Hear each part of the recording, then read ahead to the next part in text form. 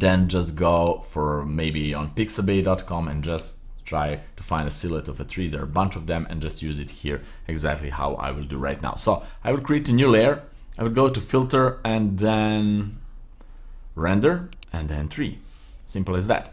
And now, because it's on my second screen there below, let's bring it here. Okay, it's here. We can choose among many of these trees. I will go with redwood, just press OK.